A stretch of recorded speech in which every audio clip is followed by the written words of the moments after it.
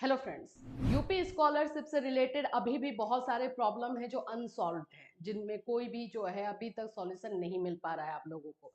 हमारे पास भी लगातार मैसेजेस कॉल आ रहे हैं, बच्चों का पैसा भी आ रहा है, लेकिन वही है कि जितना आना चाहिए उतना नहीं आ रहा है।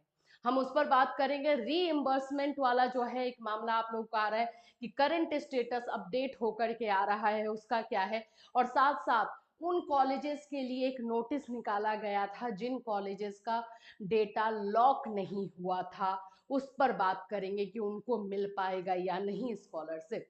तो चलिए स्टार्ट करें। उससे पहले फ्रेंड्स, चैनल पर पहली बार विजिट कर रहे हो तो चैनल को सब्सक्राइब कर लेना, बेल आइकन को हिट कर देना, जिससे जब भी हम कोई अपडेट दे इमीडिएट आप तक पहुंचे। सबसे पहले तो आप लोग ये देखो, ये है ऑफिशियल नोटिस जो कि लखनऊ से दिया गया था। आप देख लीजिए, अल्पसंख्यक कल्याण उत्तर प्रदेश लखनऊ। इसमें लिखा गया था कि दसमोत्तर छात्रवृत्ति शुल्क प्रतिपूर्ति योजना अंतर्गत शैक्षणिक सत्र 2023-24 में जनपद के निजी विश्वविद्यालय में संचालित पाठ्यक्रम का मास्टर डेटा लॉक न होने के संबंध में, मतलब कि कॉलेजेस यूनिवर्सिटी की तरफ से बच्चों का जो है डेटा नहीं आगे बढ़ाया गया या लॉक नहीं किया गया, तो उसमें अब क्या हो सकता है। नीचे जो है कुछ कॉलेजेस के नाम दिए गए हैं। मैं आपको यहाँ पे बताती हूँ। अमिटी यूनिवर्सिटी है, बाबू बनारसी दास यूनिवर्सिटी फैजाबाद रोड है, इंटीग्रल यूनिवर्सिटी है, महर्षि university of information technology Lucknow है, टीएस मिश्रा यूनिवर्सिटी लखनऊ है। तो ये जो है 5 यूनिवर्सिटीज का नाम दिया गया है कि इनको लेकर के क्या स्टेप लिया जाना है। कहने का मतलब है कि क्या अब बच्चों के लिए फिर से पोर्टल ओपन किया जाएगा, क्या इन लोगों को लिया जाएगा। अभी इस पर कोई और जो है इंफॉर्मेशन नहीं है, बस ये लेटर भेजा गया है, रिक्वेस्ट किया गया है कि इन लोगों के लिए थोड़ा सा सोचा जाए। तो अब इसमें ये भी हो जाता है कि सिर्फ SC ST कैटेगरी के लिए आप मौका देंगे या सभी बच्चों को मौका देंगे, क्योंकि वो जो हुआ है वो सभी बच्चों के साथ हुआ है। तो अभी इस पर कोई भी नोटिस नहीं है, लेकिन ऐसा उम्मीद जताया जा रहा है कि उन बच्चों को मौका दिया जा सकता है जिन लोगों का यूनिवर्सिटी की वजह से जो है उनका फॉर्म आगे फॉरवर्ड नहीं हुआ था। लेकिन मैं अगर पर्सनली मेरे से पूछोगे तो थोड़ा सा उम्मीद कम है, लेकिन मे भी इसमें जो है आप लोग को चांसेस दिया जाए। अब चलिए आपके हम आ जाते हैं सारे आपके स्टेटस पे। जैसे यहाँ पर है स्टूडेंट का, मैम प्लीज बताइए ये किसका, इसके ऊपर वीडियो बनाइए। बच्चों का हो क्या रहा है, स्कॉलरशिप ऑफ रुपीज। मैं यहाँ पर आपको थोड़ा सा ये करके दिखा दूं। यहाँ पर री इन्वर्समेंट वाली चीजें हैं, 6,800 समथिंग जो है इनका अमाउंट दिखा रहा है, और इनके अकाउंट में 5,000 भेजा गया है। कहने का मतलब है कि ये कम क्यों हो रहा है। देखो, ये ऐसा नहीं कि इस बार हो रहा है, हर बार होता है। और 31 मार्च के बाद जिन लोगों को इस तरह से रीइंबर्स किया जाता है, रीइंबर्स करने का मतलब होता है आपको भेजा गया, ठीक। तो जो भेजा जाता है उसमें आपका अमाउंट थोड़ा सा डिफर करता है। रीजन ये नहीं है कि आपको कम इसलिए दिया गया कि 31 मार्च के बाद हुआ, नहीं। अब उनके पास जितना पैसा बचा है उसमें वो डिस्ट्रीब्यूट करते हैं कि सभी बच्चों को, ज्यादातर बच्चों को जो है ये अमाउंट पहुंचा दिया जाए। ये चीजें जो है यहाँ पर हो रही है। दूसरी अगर मैं आपको बात करती हूँ कि ये जो आप लोगों को लग रहा है कि इस तरह का करंट स्टेटस हो रहा है, तो इसका क्या मतलब है। तो देखो, इसका मतलब ये होता है, अगर आपका इस तरह से रीइंबर्समेंट और इस तरह का करंट स्टेटस अपडेट हो रहा है, तो इसका मतलब ये होता है कि आपका पैसा जरूर से जरूर आएगा। मतलब कि ये एश्योरिटी समझ लो कि वो हो रहा है, ये एश्योरिटी हो रही है कि हाँ भाई आपको पैसा आपको मिलेगा, चाहे कम मिल रहा है जो भी मिल रहा है, लेकिन मिलेगा जरूर। तो ये एश्योरिटी है। नेक्स्ट में अगर हम चलते हैं तो कुछ बच्चों का ये प्रॉब्लम है, मैम मेरा स्कॉलरशिप का स्टेटस पीएफएमएस पर अपडेट दिखा रहा है, क्या मेरा स्कॉलरशिप आ जाएगा। हाँ, अभी देखो पीएफएमएस जो है काम करना स्टार्ट कर चुका है ना। तो पीएफएमएस पर भी जा करके आप लोग चेक कर सकते हो, वहां पे या तो फेल्ड कर देगा या रिजेक्टेड करेगा, कुछ ना कुछ ऐसा होगा। वहां पर अगर अपडेटेड रहा तो उसको आगे बढ़ा सकते हो।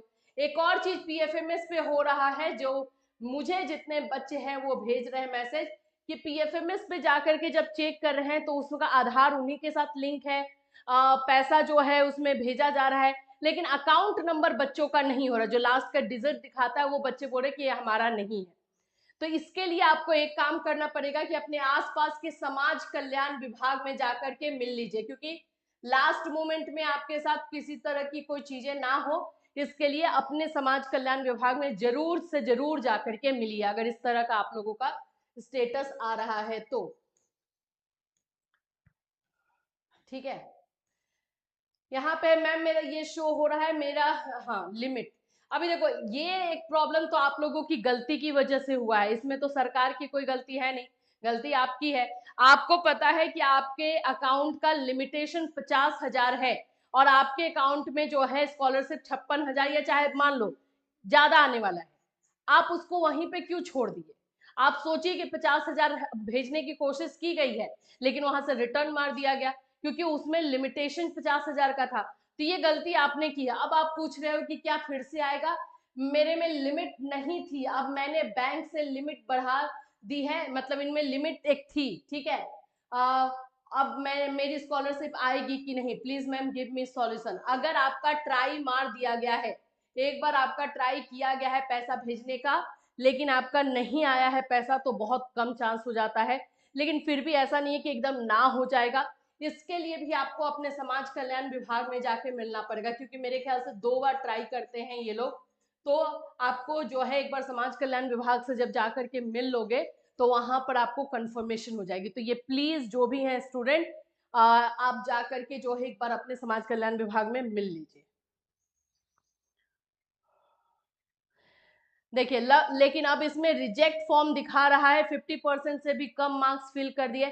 कॉलेज वालों ने जो है, इनका ग्रेजुएशन में अच्छा मार्क्स है लेकिन कॉलेज वालों ने 50% से कम मार्क्स फिल कर दिया है, जिसकी वजह से अब इनका रिजेक्ट हो गया है।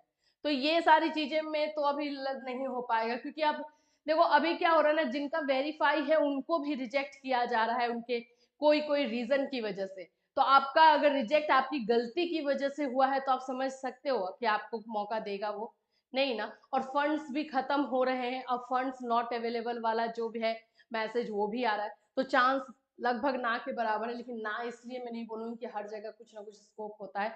आप एक बार जाके समाज कल्याण विभाग में मिल लीजिए, वहां पर वो लोग क्या बोलते हैं। चलिए एक यहाँ देख लीजिए मैम, मेरा पीएफएमएस पे ये दिखा रहा है अभी स्कॉलरशिप नहीं आई है, क्या मेरी स्कॉलरशिप आएगी कि नहीं? ओबीसी कैटेगरी से हूँ, प्लीज जवाब दीजिए। हाँ, अगर पीएफएमएस पे अपडेटेड दिखा रहा है और आपका वो करंट स्टेटस जो है वहां का भी अपडेट हो गया तो वो एश्योरिटी होती है कि आ जाएगी। पीएफएमएस पे दिखा रहा है लेकिन करंट स्टेटस में भी नहीं दिखा रहा है, वेरीफाइड है, तो 70% तक चांस रहता है कि आपका आएगा। तो अभी वेट कीजिए, अभी आ सकता है, 10 अप्रैल तक तो पैसा भेजा जाएगा। फी रिम्बर्समेंट यहाँ पर आप देखेंगे 30,000 disburse in your Aadhaar bank account और बैंक अकाउंट।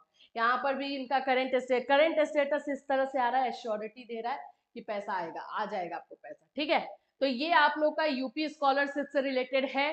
जिनका जिनका वेरीफाइड है, अगर इनका किसी रीजन की वजह से रिजेक्ट कर रहा है तो आपको डायरेक्टली अपने सामने के समाज कल्याण विभाग से जाकर के मिलिए, वहां से जो है आपको एक ऑथेंटिक और सही जानकारी भी मिल जाएगी और आपको रास्ता भी बता दिया जाएगा।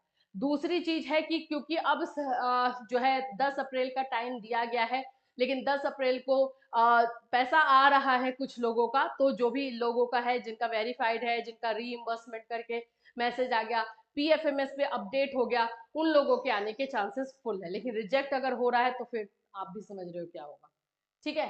तो इससे रिलेटेड कोई और अपडेट आएगा तो डेफिनेटली हम आपको इन्फॉर्म करेंगे। Till then take care.